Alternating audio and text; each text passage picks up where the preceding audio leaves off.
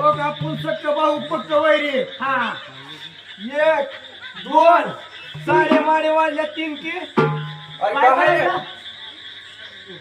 काढायचं नांगूर. हा हा 1 2 साडे माडे 3.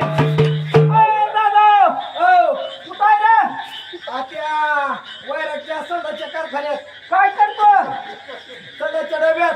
अरे काय करतो? तिथं काय करतो? झोपलोय रे. काय काय दादा? करतो?